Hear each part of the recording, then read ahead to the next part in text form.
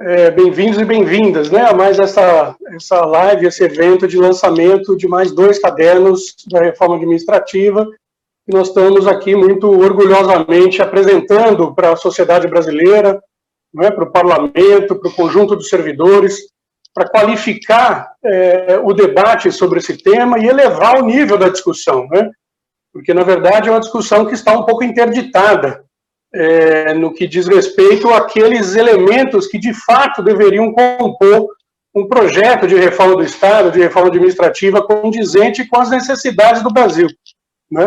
Hoje, até mais cedo, por conta do evento que houve pela manhã, jornalistas começaram a me telefonar e perguntaram se os cadernos faziam apenas a crítica da reforma do governo ou se também apresentavam propostas, né?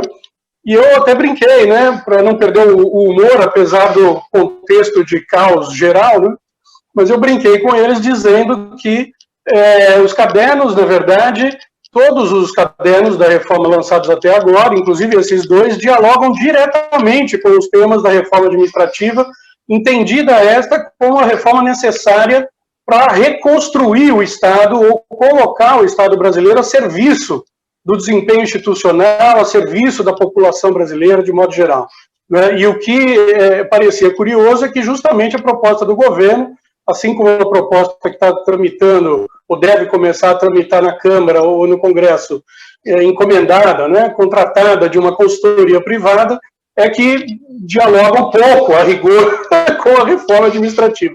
Então é um grande paradoxo, né, na verdade. Esse caderno número 10, sobre planejamento público, ele faz parte da minha agenda de pesquisa, né, como pesquisador do IPEA, né, e ele se mostrou muito importante de ser recolocado agora nesse momento, justamente porque, por exemplo, uma das PECs que ainda tramitam, né, a 188, prevê, inclusive, a extinção do PPA, né, do Plano Plurianual, que é, com todos os problemas que sabemos que tem, o único instrumento governamental, oficial, efetivo, de organização da ação do Estado e de planejamento em âmbito federal, né? E sem que nada seja oferecido ou colocado no lugar. Quando nós sabemos, olhando a experiência internacional e a própria experiência brasileira, que não há possibilidade de sucesso de um país, no contexto atual, né, sem organizar minimamente uma estratégia de desenvolvimento, né, sem construir um projeto de desenvolvimento, e para isso a função planejamento, né, planejamento em âmbito público, é fundamental, né. Esse aqui é o espírito geral, no fundo, desse texto, como de outros vários que já produzimos sobre esse tema, né. Então, esse tema dialoga, esse caderno, assim como o comentado antes pelo Márcio, sobre regras fiscais, ambos dialogam diretamente com a agenda da reforma administrativa, justamente pelo fato de que a reforma administrativa que está sendo proposta pelo governo, seja essa que foi apresentada pela manhã, como aquela divulgada pelo Rodrigo Maia, são reformas que não são administrativas estrito sensu, são reformas fiscais, né? São elementos de uma reforma fiscal de natureza anacrônica, de natureza inadequada para as necessidades brasileiras, como já foi, inclusive, comentado pelo Márcio, né? Ou seja, uma reforma administrativa ela tem que, de fato, pensar a forma de tornar o Estado brasileiro mais inclusivo, né? Menos burocrático, menos autoritário, né? Mais soberano, mais efetivo no que diz respeito às decisões estratégicas para um projeto de desenvolvimento, e por isso o tema do planejamento é central, né? Numa experiência, como eu disse, de sucesso que tenha abdicado da função planejamento em âmbito governamental. E para isso o estudo elenca 5 dimensões relevantes para resgatar a função planejamento em âmbito governamental no Brasil. Todas elas são dimensões de natureza técnica, mas também política, evidentemente. A começar da primeira, né, a função planejamento precisa estar no centro das decisões governamentais de alto escalão da República, né? E eu digo isso não me referindo apenas ao Poder Executivo, mas também aos outros poderes. né? Então, a centralidade política da função planejamento precisa ser recuperada no Brasil, tal como já foi em outros momentos históricos e tal como é em outros países que têm trajetórias mais alvissareiras de desenvolvimento, né? Uma segunda dimensão importante, que a gente chama de articulação institucional e de coordenação governamental, é alguma coisa fundamental numa reforma administrativa para tornar a máquina pública mais aderente ao projeto de desenvolvimento, mais capaz de realizar os seus compromissos com a população, com as próprias empresas, etc. Né? Então, a articulação governamental e coordenação de política pública são funções de natureza técnica, mas também política, do planejamento na contemporaneidade. Sem isso, realmente nós teremos muita dificuldade de enfrentar a crise econômica, a crise sanitária, a crise política que está em curso no Brasil. Né? Uma terceira dimensão que a gente chama de temporalidade do planejamento e de direcionalidade estratégica do planejamento tem a ver com aspectos propriamente técnicos, mas não só, né, dos planos setoriais, dos planos de desenvolvimento, né, que precisam romper mitos que foram sendo criados em torno do próprio PPA, né, do Plano Plurianual, e mitos da gestão pública, de modo geral, que dizem que o horizonte de realização, né, de formulação e de realização de uma política pública não pode extrapolar o mandato presidencial, né, ou que a direcionalidade estratégica das áreas setoriais elas têm que ser construídas de baixo para cima apenas, né, sem uma coordenação global, né, relativa à coordenação dos investimentos, relativa à coordenação dos territórios, né, das grandes regiões do Brasil. Isso tudo precisa ser combatido com argumentos e com evidências que mostram que o planejamento que se efetiva é justamente aquele que respeita a especificidade das políticas públicas, a natureza de cada área de atuação do governo e coisas desse tipo, né? Há uma quarta dimensão importante que a gente chama de planejamento participativo. Veja, a democracia foi escanteada de todo e qualquer processo decisório do Brasil desde 2016. Essa que é a verdade. Então, todo o conjunto de reformas que já foram aprovadas, reforma trabalhista, reforma da Previdência, agora a reforma administrativa que está se encaminhando, todas elas foram concebidas e tramitaram, estão sendo empurradas goela abaixo da sociedade brasileira e dos próprios servidores, sem diálogo, sem interlocução qualificada, sem auscultação aos segmentos diretamente envolvidos com esses problemas, e isso é uma falha gravíssima, não apenas do ponto de vista, evidentemente, do planejamento, que é o que eu estou chamando aqui, mas do ponto de vista da capacidade dessas reformas de entregarem aquilo que prometem. Tá certo? Quer dizer, não é possível haver reforma exitosa, nenhum tipo de reforma será exitosa no Brasil e em qualquer lugar do mundo, se ela não estiver ancorada num processo de legitimação política, num processo de construção política, que envolve os diversos segmentos da sociedade, né, e por meio do consenso, do convencimento, por meio dos dados empíricos, por meio da história dos países, né, por meio, ou seja, da ciência, e não desse terraplanismo que tomou conta, né, da discussão brasileira nos últimos tempos. Né. Sem isso, a gente não vai avançar, sem conhecimento. Quer dizer, o conhecimento nunca foi tão necessário na história de um país como tem sido agora na história do Brasil, para a gente romper os mitos que envolvem o Estado, o setor público, e para a gente poder avançar para uma agenda mais positiva, né, de desenvolvimento. E, por fim, uma quinta dimensão, que é a que eu chamo de entregas efetivas à sociedade, né, que tem a ver com todo o objetivo. Veja, o governo mesmo diz, nós precisamos fazer uma reforma para direcionar a ação do Estado para o cidadão, para tornar o Estado mais de entregas, né, a tal da gestão por resultado, etc. Mas isso não pode ser um discurso vazio que desconsidera os fundamentos necessários para isso.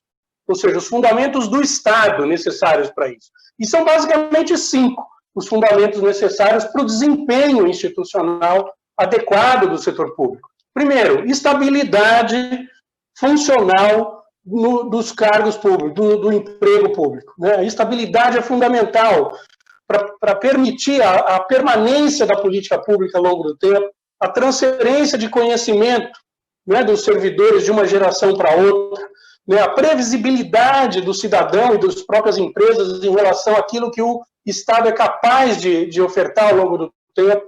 E, evidentemente, a estabilidade é importante para impedir perseguições políticas, ameaças, constrangimentos, ou seja, impedir o assédio moral e institucional que já se alastrou pela administração pública brasileira, sobretudo de 2019 para cá. Então, estabilidade é inegociável, e não é só em relação aos atuais servidores, é em relação aos futuros servidores, porque é uma condição necessária, tá certo, para o desempenho institucional. E a segunda condição diz respeito à remuneração, né, dos servidores, a remuneração adequada e previsível, nem mais nem menos do que isso, tá certo? Aviltar os salários, rebaixar a remuneração, são medidas não só contraproducentes do ponto de vista econômico, porque vai deprimir ainda mais o PIB brasileiro, né, o crescimento da economia brasileira, dado o peso e a capilaridade que a massa salarial paga a servidores possui no Brasil, né, como vai desestimular entregas, vai desorganizar, na verdade, o processo de trabalho, né, e as condições de trabalho, né, para um bom desempenho institucional. Então, remuneração precisa ser ajustado os casos problemáticos, né, que estão acima do teto, os penduricalhos que vão se incorporando, essas coisas nós concordamos, tá certo? Agora, dizer que o servidor público, sobretudo no âmbito do executivo, são bem super remunerados em relação à iniciativa privada, primeiro, isso é uma mentira em relação às estatísticas, aos dados existentes. Segundo, isso afronta uma lógica de organização do Estado e da própria sociedade, do mercado de trabalho como um todo, em qualquer lugar do mundo. Quer dizer, ao invés de elevar a base laboral e social do conjunto da população, o que o governo quer com esse tipo de medida, de precarização, de rebaixamento salarial, é jogar para baixo, evidentemente, o conjunto de condições e de relações de trabalho no setor público. Ou seja, piorar as condições de relações de trabalho no setor público dificilmente vai fazer o Estado trabalhar mais e melhor para o cidadão. Bom, terminando, o terceiro fundamento é a qualificação elevada de entrada, portanto, o concurso é fundamental, né, e capacitação permanente ao longo do ciclo laboral do servidor. São coisas óbvias. E não há uma palavra da proposta governamental, nem do Rodrigo Maia, sobre qualificação, concurso e capacitação, ou seja, profissionalização da burocracia pública, que diz respeito a gente, a material humano, a pessoas, é um componente permanente, contínuo, coletivo e cumulativo, sem o que não tem como melhorar a eficiência, efetividade, eficácia. Ou seja, o foco de uma reforma administrativa tem que ser o material humano de que é composto o Estado, ou seja, os seus servidores, tá certo? E negligenciar esse aspecto é simplesmente abortar qualquer possibilidade de melhoria. A quarta condição é a cooperação como fundamento da organização do trabalho no setor público e não a competição, como querem nos fazer crer que seja, né, desde a reforma gerencialista dos anos 90, novamente em voga agora. A competição, ela destrói a solidariedade no ambiente de trabalho, ela avilta a qualidade das entregas, né, porque uma coisa é, no setor privado, eu conseguir individualizar a produtividade, eu conseguir individualizar as entregas que os trabalhadores fazem ao longo do processo produtivo.